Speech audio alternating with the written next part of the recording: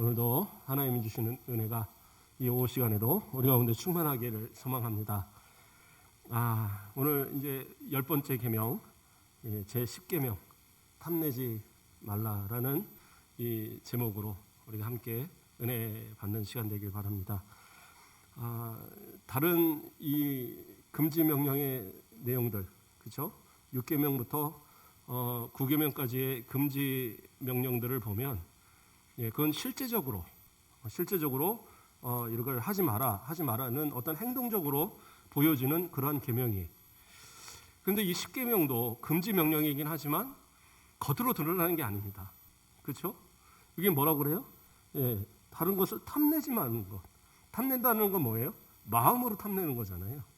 이것이 실제적인 행동으로 탐내는 것이 보이는 것은 아니잖아요.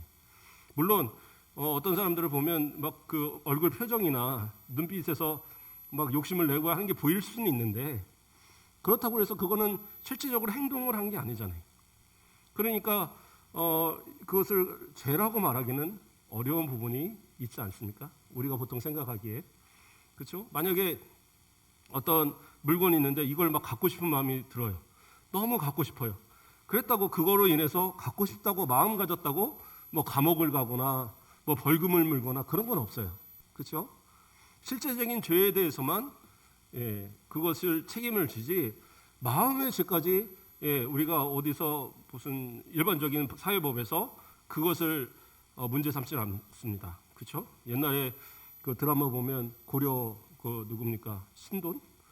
관심법 해서 뭐 마음속에 너 무슨 생각했구나 그래서 막 죽이고 그랬다고 그러는데, 그렇게 되면이야 뭐 안 죽을 사람이 어디 있겠어요. 그렇죠? 그런데도 불구하고 하나님께서 왜 10계명에 그러니까 10번째 계명에 이 탐심에 대한, 탐내지 말라는 것을 말하고 있느냐? 이것이 사실은 앞서의 모든 금지 명령의 기본적인 바탕이 되기 때문에 그런 거예요. 그러니까 탐심이 있기 때문에 도적질도 하고, 탐심이 있기 때문에 간음도 하고, 탐심이 있기 때문에 살인도 하고, 탐심이 있기 때문에 거짓말도 하는 거라는 거예요. 탐심이 없다면, 그렇죠? 내게 있어서 그냥 항상 만족하고 즐겁고 그러면 뭐가 문제겠어요? 그렇지 않겠습니까? 그냥 지금의 상태가 좋고 감사하면 부족하다고 해서 훔칠 이유가 없고, 가서 죽일 이유도 없고, 그렇죠? 그러한 어떤 죄를 지을 만한 이유가 없다는 거죠. 근데 그 죄의 근원이 바로 대부분은 이 탐심에서 시작을 하는 거예요. 그래서 하나님께서는 탐심에 대한 부분들을 하지 말라라고 규정하고 있는 거예요. 이게 어떻게 보면 앞에서 이야기한 것은 뭐 도적질하지 마는 거, 그렇죠? 무슨 또 간음하지 않는 거, 또 뭐 그 살인하지 않는 거, 거짓말하지 않는 거. 그냥 이렇게만 계산하면은 규정이 몇 개 없잖아요. 물론 율법이 다 이렇게 합치면 뭐 613가지 뭐 이렇게 된다고 얘기를 하지만, 그러나 그것도 다 말할 수는 없어요. 우리가 보통 법이라는 게 그렇지 않습니까? 옛날에는 죄가 아니었던 것이 지금은 죄인 것이 되게 많아요. 저희 아내가 어제도 딱지 하나가 날라왔는데 다행히 돈 내는 딱지는 아니었어요. 교통딱지. 왜냐하면 평소에 60km로 달리던 그 도로를 열심히 60km 달렸는데 규정이 바뀌었어요. 50km로. 그런데 그걸 모르고 이제 그냥 가니까 찍었던 게 날라온 거예요. 대신 이제 계도기가 아니라 다음번에 걸리면 그때부터는 돈 문다고. 그래서 어제 뉴스에 나오더라고요. 그 한 자리에서 이제 몰래 찍은 거예요. 저기가 찍는데 뭐 180몇 건인가가 그 잠깐 사이에 걸렸다는 거예요. 왜냐하면 사람들이 인식을 못 하는 거죠. 지금 바뀌었다는 걸 모르는 거예요. 그러니까 60으로 달리던 게 죄가 아닌데 이제 50으로 바뀌어 놓으니까 죄가 돼버리는 거예요. 그러니까 그거에 대해서 벌금을 물어야 되는 거예요. 그러니까 법이라는 건 그런 거예요. 없을 때는 죄가 아니었는데 그게 존재함으로써 죄가 되는 거예요. 그래서 우리가 지키지 않는 것들을 처음에는 조심하세요. 교통사고 나오니까 조심하셔야 됩니다. 천천히 달려야 됩니다. 근데 천천히 안 달리는 거예요. 그러니까 80, 70, 60, 50 계속 내려가는 거예요. 그렇게 해서 사고 내지 않도록 하기 위한 그런 것처럼 모든 법들이라는 것이 잘못이 생겨지고 또 문제가 생겨지면 그것을 막기 위해서 자꾸 더해져 가는 겁니다. 그래서 법에서 정하지 않은 것을 적절히 이용하면 어떤 사람들은 그래요. 적절히 이용하면 돈 번다 이거예요. 예. 그래서 예전에 같으면 뭐 다단계 이런 거 그게 죄가 아닐 때도 있었죠. 그러니까 다단계를 통해서 물론 지금도 이제 합법적인 다단계는 있는데 예전에 이제 뭐 금융 다단계라든가 뭐 아주 고가의 뭐 다단계 이런 것들 다 이제 그 불법들인데 그게 예전엔 불법이 아니었으니까 그걸로 인해서 돈 버는 사람이 있고 어떤 사람은 쫄딱 망하고 그러니까 사회 법으로서 이건 안 돼 하고 정해놓는 거잖아요. 그래서 그거를 법에 없다는 이유로 적당하게 이용해서 이득을 취하는 그런 사람들이 상당히 많았단 말이에요. 지금도 마찬가지죠. 법의 사각지대에서 그것을 이용해서 돈 버는 사람들. 그러니까 그 사람들은 정당해요. 왜요? 법에서 안 된단 말이 없으니까. 그러니까 그것을 적당히 해서 나는 돈을 벌었어요. 근데 문제는 뭐예요? 오늘 본문에서 하나님 앞에서는 이 십계명에 모든 것이 다 걸리는 거예요. 탐심. 그건 뭐예요? 내 이익을 위해서 다른 사람에게 피해를 주는 거예요. 그게 탐심이란 말이에요.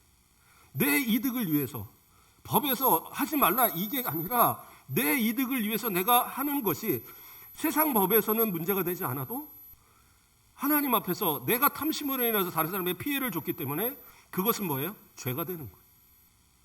그러니까 오히려 성경은 더 엄격하게 이야기하고 있는 겁니다. 예. 뭐 정해 있지 않다. 그건 말이 안 돼요. 그래서 다른 사람에게 내가 나의 이득을 위해서 이건 뭐 정당한 건데요. 뭐 법에서 다 허용한 건데 왜 그래요? 그러나 그것이 하나님의 뜻에 어긋나고 다른 사람에게 피해를 간다? 그런 모든 것은 뭐예요? 내 이득을 위해서 내가 주장하는 거기 때문에 그건 죄가 되는 거예요. 그래서 이 십계명은 어떻게 보면 앞에 9가지 모든 계명보다도 가장 강력한 계명으로서 우리에게 설명하고 있는 그런 모습입니다. 그래서 십계명이라는 것은 10번째 계명은 상당히 우리에게 중요해요. 자, 그런데 이것이 출애굽기에 나오는 계명과 또 신명기에 나오는 계명에 좀 차이가 나타납니다. 어떤 차이가 나는지 우리 한번 보세요. 출애굽기 20장 17절 말씀을 보면 내 이웃의 집을 탐내지 말라. 내 이웃의 아내나 그의 남종이나 그의 여종이나 그의 소나 그의 나귀의 무릇 내 이웃의 소유를 탐내지 말라. 이렇게 나와요. 자, 잘 들으셨어요? 그럼 오늘 본문은요. 내 이웃의 아내를 탐내지 말지니라. 내 이웃의 집이나 그 밭이나 그의 남종이나 그의 여종이나 그의 소나 그의 낙이나 내 이웃의 모든 소유를 탐내지 말지니라. 차이를 아시겠어요?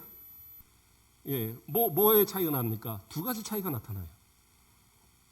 예, 끄덕끄덕 하시니까. 예, 뭐예요? 몰라요. 예, 예. 그 첫 번째 차이는 뭐냐면, 예, 이 계명에 있어서의 첫 번째 거는 포괄적으로 시작을 합니다. 처음에 뭐라고 시작을 해요? 내 이웃의 집을 탐내지 말라. 그래서 그 집에 속한 모든 것을 다 포괄적으로 하지 말라. 이렇게 얘기를 했어요. 그런데 신명기에 가서는 어떻게 해요? 이걸 구분합니다. 그래서 내 이웃의 아내를 탐내지 말라. 그리고 나머지 모든 소유에 대해서 탐내지 말라. 이렇게 구분을 해요. 그리고 또 하나의 다른 점이 뭐냐면 앞에서 내 아내나 남종이나 뭐 여종이나 쭉 나갔는데 그 신명기에서는 내 이웃의 집이나 그 다음에 뭐가 나오냐면 밭이나라는 게 나와요. 그러니까 밭이란 단어가 거기에 추가가 됩니다. 그러면 성경은 이게 다 똑같은 건데 율법도 다 똑같은 건데 아니 모세가 똑같은 사람이 얘기하면서 왜 출애굽기에는 그렇게 얘기하고 또 신명기에는 그렇게 다르게 얘기를 합니까? 그러면 성경이 틀린 거 아닙니까? 그렇게 생각할 수 있잖아요. 근데 그게 아니에요. 자, 우리가 이 신명기를 처음에 시작하면서도 우리가 설명하면서 시작했지만 출애굽기는 하나님께서 말씀하신 그 율법을 그대로 받아서 쓴 거예요. 그러면 신명기는 뭡니까? 출애굽기의 그때의 그 40년 전의 그 상황을 지금의 이스라엘 백성들은 잘 몰라요. 지금의 이 말씀을 듣는 신명기의 말씀을 듣는 이 사람들은 누구예요? 예, 가데스 바네아에서 하나님 앞에 반역함으로 다시 광야길로 가서 그 광야에 40년을 보내면서 그 당시에 만 20세 이상의 모든 사람은 거기서 다 죽었잖아요. 그리고 출애굽할 때에 20세 이하의 사람들과 광야에서 태어난 사람들, 다시 말해서 출애굽의 세대는 다 가고 광야의 세대만 남아있는 세대예요. 그러니까 율법에 대해서 모르고 하나님의 언약에 대해서 모르고 그러한 사람들이에요.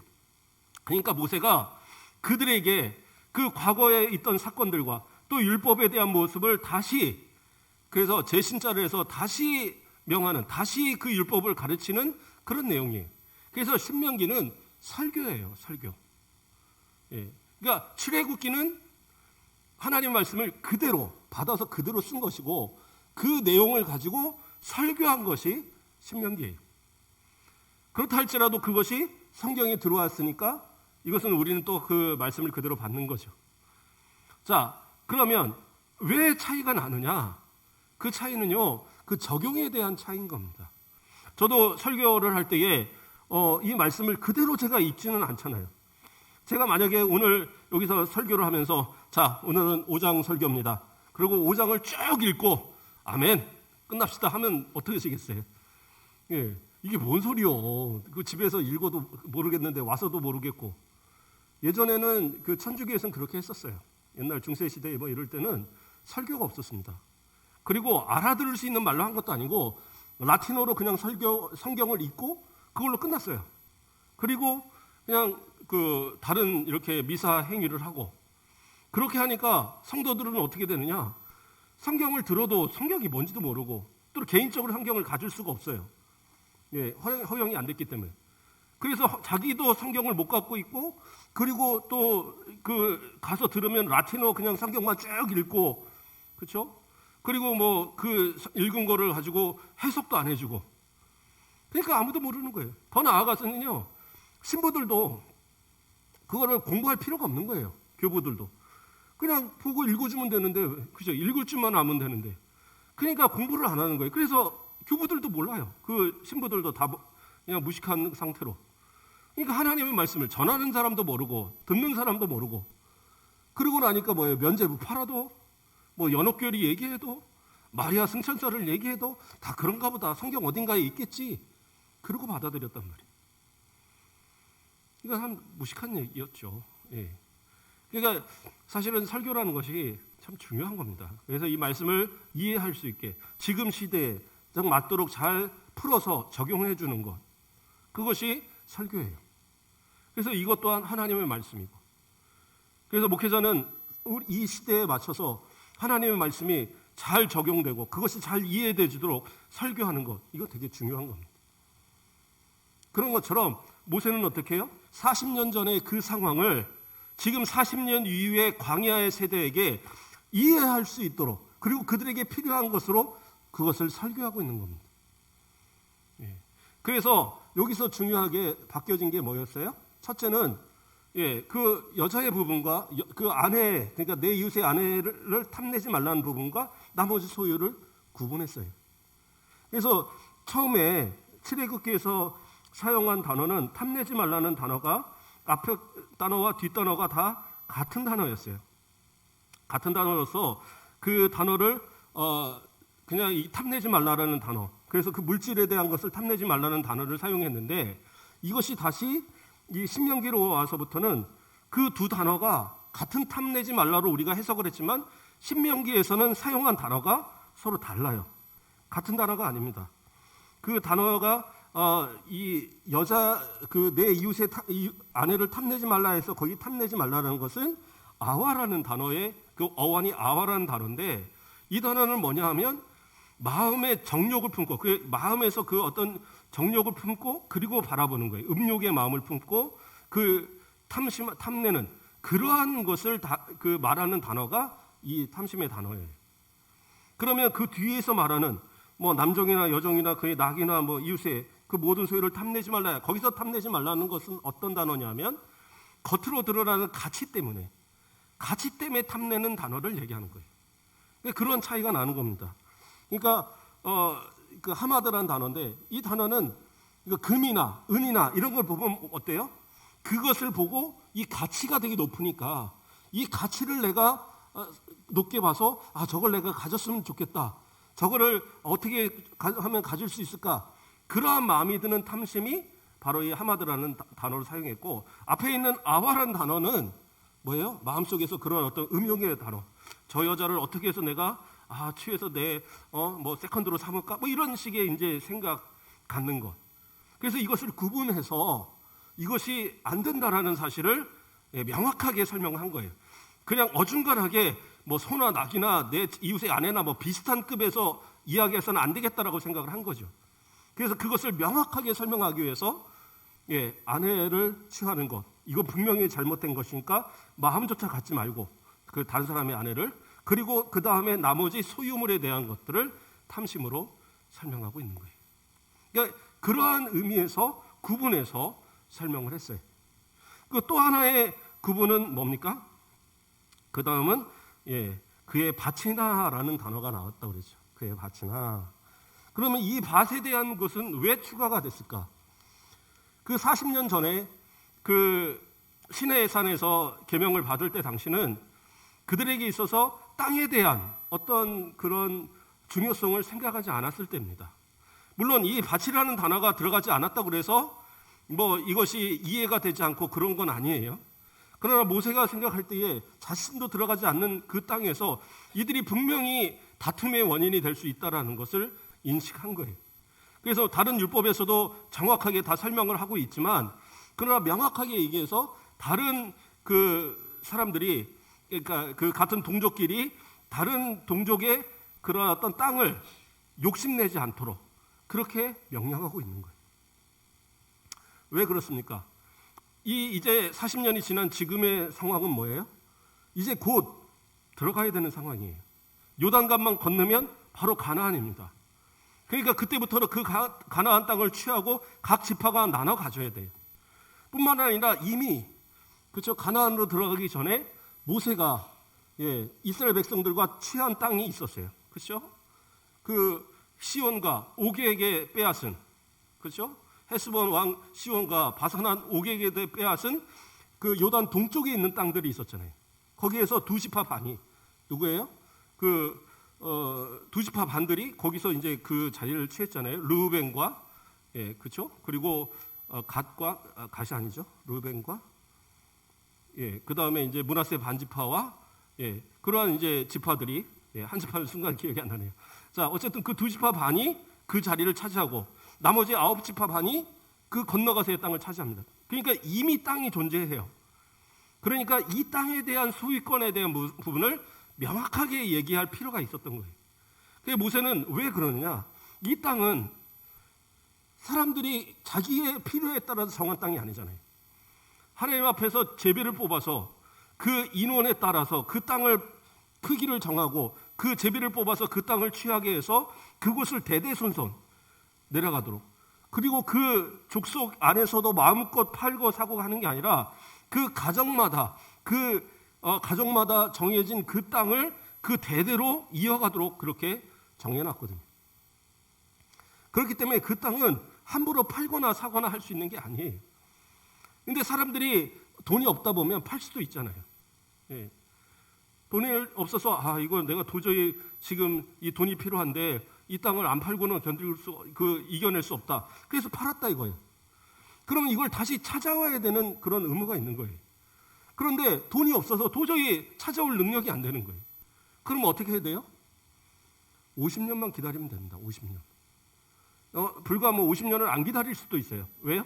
희년이 되어지면 7년이 7번, 77이 49 된 그 다음에, 그래서 7번째 안식년과 희년은 2년에 걸쳐서 안식년으로 삼는 거예요. 그래서 이 희년이 되어지면 어떻게 해요? 종들도 안식년마다 해주고 이 희년이 되면 종들도 다 놓아주지만 희년의 가장 큰 것은 뭐냐면 땅을 돌려주는 거예요. 땅을. 그러니까 내가 얼마에 주고 샀던 그 땅을 다시 그 원주인에게 돌려주도록 그렇게 율법은 정하고 있어요. 그러니까 남의 땅을 탐낸다는 건 말이 안 되는 거예요. 이스라엘 안에서 있을 수도 없는 일입니다. 탐냈다고 한다면 그것은 뭐예요? 죄가 되는 거예요. 그래요. 이것이 내 마음에 들어서 이것을 꼭 사용해야 될 때가 있습니다. 그때는 어떻게 해야 돼요? 값을 주고 사용권을 사는 거예요. 언제까지? 희년이 될 때까지. 그래서 이스라엘 백성 안에서는 땅이라는 것을, 그래요, 다른 나라의 사람들에게 다른 나라에 있는 땅을 사는 건 괜찮아요. 그러나 이스라엘 안에서는 그 사람들의 땅을 빼앗을 수 없어요. 살 수 없어요. 뭐 고리대금으로 해서 뭐 이렇게 뭐 문서를 내 걸로 만들고 이런 거 절대 불가해요. 왜요? 이것은 내가 취한 게 아니라 하나님께서 그 가정에게, 그 족속에게 그것을 기업으로 주신 거기 때문에 그 대대손손 그 땅을 지켜야 될 의무가 있고, 그것은 내 소유로 내가 가질 수 있는 자격이 전혀 없는 그 가정의 것이기 때문에 결국엔 희년이 되면 그것을 돌려주도록, 어떠한 돈도 필요 없어요. 그러니까 돈을 못 갚은 거는 그 50년 안에 못 갚은 거지, 희년이 되면 그때부터는 다 탕감이에요. 그리고 그냥 그 땅을 그냥 돌려주도록 그렇게 돼 있는 거예요. 그렇기 때문에 바로 이 탐심에 대한 부분에 밭이라는 것을 넣어서 타인의 그러한 땅을 취하지 말라고. 근데 대표적으로 그 땅을 취한 경우가 있었습니다. 언제 있었느냐? 북이스라엘의 아합 왕. 아합 왕이 자신의 궁전 옆에 있는 땅이 그 포도밭이 하나가 너무 마음에 들었어요. 그 땅을 딱 해서 내 궁전 옆에 땅을 옆에서 거기다 채소밭 하나 만들면, 상추 심어 먹고 뭐 이렇게 채소밭 하나 만들면 딱 좋겠다 생각이 든 거예요. 그 주인이 나봇이라는 사람인데 그 사람을 부른 거예요. 나한테 이 돈을 줄 테니까 이걸 팔아라. 그러니까 나봇은 뭐예요? 그 조상 때부터 내려온 그 땅, 하나님께서 정하신 그 땅을 내가 팔 수 없다라고 그것을 거부합니다. 그러니까 그 땅이 갖고 싶어서 아이고 막 그 가슴이 끓어하니까 그 악한 이세벨 왕비가 왜 그러냐고. 그러니까 그 땅이 갖고 싶은데 이걸 방법이 없네. 그러니까 내가 기다려 보쇼. 내가 해결하겠소. 그리고 와서 어떻게 해요? 나봇을 데려다 놓고 거짓 증인을 세워서 저가 하나님과 왕을 저주했다. 그러니까 저 사람을 죽여라. 증인이 필요하잖아요. 그러니까 거짓 증인 한 2명, 3명 세워갖고 그 사람을 거짓으로 돌로 쳐서 죽인 거예요. 그러니까 주인이 사라졌어요. 그러니까 그 땅은 어떻게 돼요? 주인이 없어요. 주인이 없으니까 그 땅을 그냥 강제로 취해서 그것을 채소밭을 만들죠. 그 사실을 알고 하나님께서 엘리야를 통해서 저주를 합니다. 그래서 그 후손들이 완전히 다 멸절되도록 그렇게 저주하고, 그대로 바로 그 아합 이후로부터 그 일이 그대로 실행되는 그런 약수가 있어요. 그래서 다른 그 불법적으로 그 땅을 취하고자 했던 그 사건을 하나님은 가장 간악한, 우상 숭배하고 뭐 이런 것도 다 많았지만 그 모든 것보다도 가장 그 악하게 보셨던 것이 그 땅에 대한 것을 불법적으로, 그리고 살인해서 그것을 취한 것을 더 나쁜 것으로 여기셨다라는 거예요. 그렇기 때문에 이 부분을 모세는 이미 이 신명기에 이야기할 때 집어넣어서 그것을 취하지 말도록, 그렇게 그것을 탐하지 말도록 그렇게 얘기한 겁니다. 그러면 탐하지 말도록 하는 이유는 뭐예요? 내 마음 가운데 탐심이 있는 순간 그때부터 그것을 갖고 싶어하는 마음이 생기고, 그러다 보면 죄로 연결이 되는 거잖아요. 그래서 앞서서 얘기한 여인, 내 이웃의 집에 그 아내, 내 이웃의 아내에 대한 그러한 탐심을 가지면 그것이 발전되면 어떻게 해요? 간음을 하게 되는 것이고, 실계명을 범하는 것이고요. 그리고 내가 만약에 또 그 다른 소유물에 대한 탐심을 얻게 되면 그 탐심으로 인해서 어떻게 해요? 그것을 위하여 도적질하여서 그 계명을 어기고, 또 살인해서 그 계명을 어기고, 그러한 또한 거짓말해서 그 계명을 어기고 하면서 계명들을 어기는 이유가 되지던 거예요. 그렇기 때문에 그 모세는 강력하게 이런 것들을 행하지 않도록 그렇게 이야기하고 있는 겁니다. 그러면 어떤 사람들은 생각할 거예요. 그러면 갖고 싶어서 그것을 가지고 꿈을 가지고 그 다음에 그것을 얻기 위해서 노력하는 것도 그게 죄입니까? 그건 죄가 아니죠. 꿈을 가지고 그것을 노력하는 건 죄가 아니에요. 그러나 금지된 것을 내가 그것을 가지고자 한다면 그것은 탐심이 되겠죠. 그러나 내가 노력해서 저 사람이 가진 것보다 더 좋은 걸 가지고 더 하려고 노력을 하는 것, 그건 괜찮죠. 노력을 해서 얻는 것, 그건 꿈이 되겠죠. 비전이 되겠죠. 그러나 남이 가진 그것을 갖고자 하면 그때의 문제가 되는 거예요. 어떻게 보면 여인에 된 그 다음에 그 부인에 대한 이야기, 그 다음에 이어서 나오는 이야기가 뭐예요?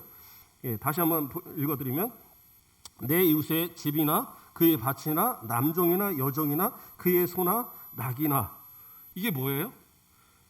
그것을 통해서 뭔가 이득을 얻어지는, 소유를 더 증대시킬 수 있는 그러한 기반이 되는 거예요. 그렇죠? 남종이나 여종은 뭡니까? 인력이잖아요. 노동력이잖아요. 이것은 상당히 중요한 거였어요. 예전에 우리 어른들이 아이들 많이, 특히 남자애들 많이 낳았던 이유가 뭐예요? 다 밭농사지고 그랬을 때니까 노동력이 필요했던 겁니다. 그래서 자녀들이 많아서 땅을 빨리 개간하고 땅을 많이 해서 그래서 얻어지는 것이 옛날에는 그게 큰, 어떻게 보면 재산이었던 거예요. 물론 지금은 그렇지는 않죠. 우리 권사님들 같으면 고생해서 진짜 그 자녀들 다 키우고 얼마나 고생을 하셨습니까? 근데 옛날에는, 그러니까 조선시대 뭐 이럴 때는 그렇게 많이 나왔어야지 그들을 통해서 노동력을 가질 수 있었던 거예요. 또한 그런 종들이나 이런 노예들이 필요했던 것들은 결국에 노동력이 있거든요. 또 소나 나귀도 마찬가지로 뭐예요? 그것을 통해서 밭을 갈고 하는 노동력이잖아요. 그런데 우리나라 속담에 남의 떡이 더 커 보인다는 속담이 있듯이 뭐예요? 그 자기가 가진 그러한 노동력, 자기가 가진 그런 어떤 종들, 자기가 가진 그런 낙이나 소, 또한 자기가 가진 밭, 이것에 대해서 만족하지 못하는 거예요. 그러니까 타인이 가진 것이 더 커 보이는 거예요. 그러니까 그때부터 그것을 갖기를 그러한 욕심을 내는 겁니다. 물론 밭도 그렇죠. 어느 밭은 소출이 더 크고 어느 밭은 소출이 적은 밭이 있어요. 아까 우리 집사님 뭐예요? 그 딸기 막 얘기하는데 못 키워서 그렇기도 하겠지만, 밭도 좀 차이가 있겠죠. 아무래도 열심히 항상 농사 지어서 거름으로 잘 거르게 한 밭하고 그냥 조금 그 화분에다 몇 개 갖다 심어놓은 거하고 이게 어떻게 잘 열리겠어요? 그 차이가 있겠지.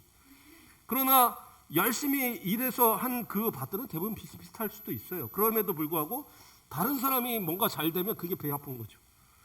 그러니까 밭도, 또는 그런 어떤 일 잘하는 그러한 노예들도, 그리고 일 잘하는 소나 나귀도 그게 욕심이 나서 그것을 빼앗아야겠다 마음을 가지면 그게 죄가 되는 거예요. 그래서 성경은 뭐라고 얘기합니까? 디모데전서 6장 6절을 보면 그러나 자족하는 마음이 있으면 경건은 큰 이익이 되느니라, 이렇게 이야기하고 있어요. 뭐예요? 자족의 마음. 내가 가진 것, 내가 지금 누리는 것에 있어서의 감사하고 이것을 족한 줄 아는 것, 이것이 중요한 거예요. 내 아내가 족한 줄 알고 내 남편이 족한 줄 알면 그러면 바람필 이유가 없잖아요. 그렇지 않겠어요? 내 아내가 최고로 그 최고여야 하고 내 남편이 최고여야 되는 거예요. 아무리 TV에서 이쁘고 잘생긴 사람 나와도 그건 남의 떡이지 내 떡이 아니잖아요. 그러니까 내 것에 대해서 감사하고 가장 최고로 여길 수 있는 것, 그게 중요한 겁니다.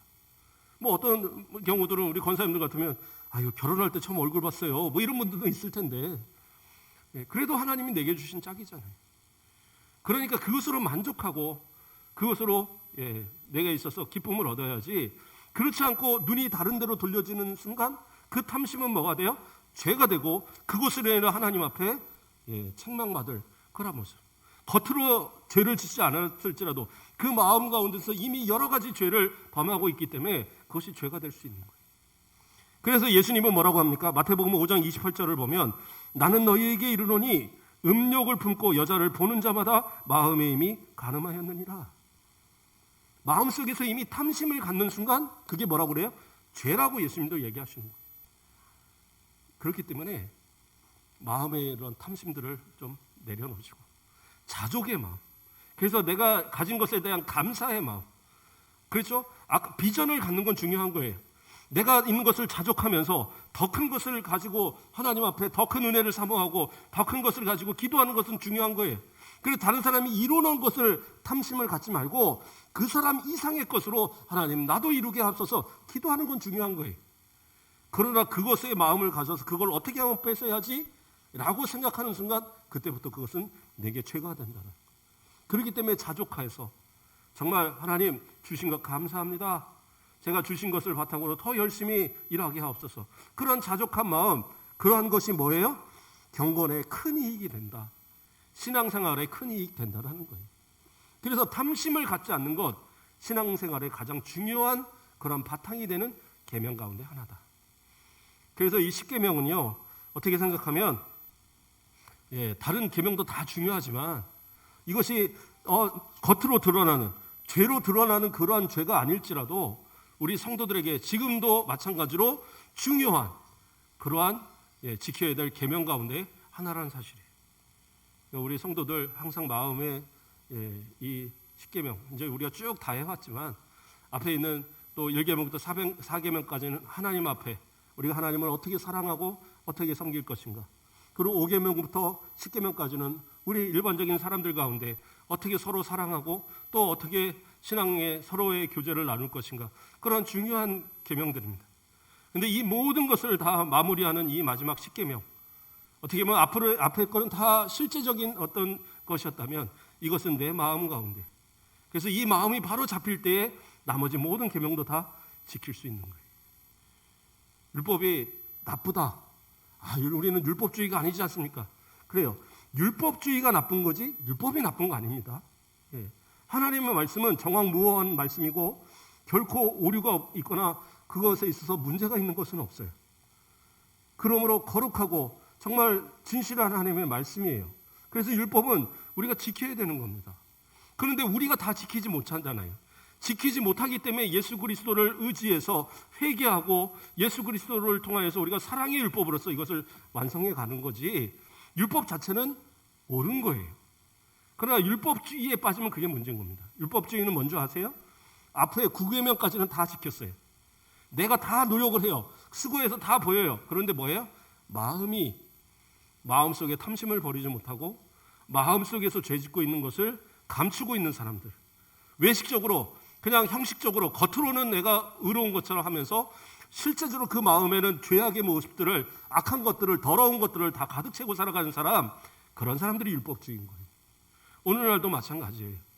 예수를 믿는다고 하면서, 하나님을 믿는다고 하면서 내 마음이 그리스도로 가득 채워지고 정말 하나님의 성전으로서, 성령이 거하시는 전으로서 정결함을 잃어버린다고 한다면 우리는 마찬가지로 율법주의에 빠지고 있는 거예요. 그러나 다른 것을 조금 실수하시더라도 그래요. 때때로 넘어질 수 있잖아요. 그러나 회개하고 정말 내 안에 계신 주님과 내 안에 있는 성령님의 인도하심을 따라 동행하고 살아가는 그러한 성도들, 그러한 사람들은 하나님께서 의롭다라고 인정하시고 예수 그리스도를 통해서 의롭다고 하시고 영원한 천국을 분명히 허락하시는 거예요. 그래서 이 마지막 10계명은 오늘날도 우리에게 유효한, 물론 앞에도 다 마찬가지지만 지금도 우리 마음 가운데 꼭 지켜야 될 계명 중에 하나라는 사실입니다. 오늘 또 이 말씀을 가지고 일주일 살아가는 동안에 좀 넓은 마음으로 사시기 바랍니다. 조금 손해 보더라도 어떤 거 갖고 싸우지도 마시고 좀 그리고 상대방을 좀 배려할 줄도 아시고, 다른 사람이 잘 되면 사돈이 배 사면 땅 사면 사촌인가요? 사돈인가요? 배가 아니라 뭐죠? 땅을 사면은 배가 아프다. 이런 거 하지 마시고 축복해 주시고, 다른 것에 탐심내지 마시고 정말 모든 것을 축복하고 사랑하고 그리고 선한 마음을 가지고 살면 하나님께서 그 모든 것은 더하시는 축복으로 우리 가운데 태워주시는 그런 은혜가 있을 줄 믿습니다.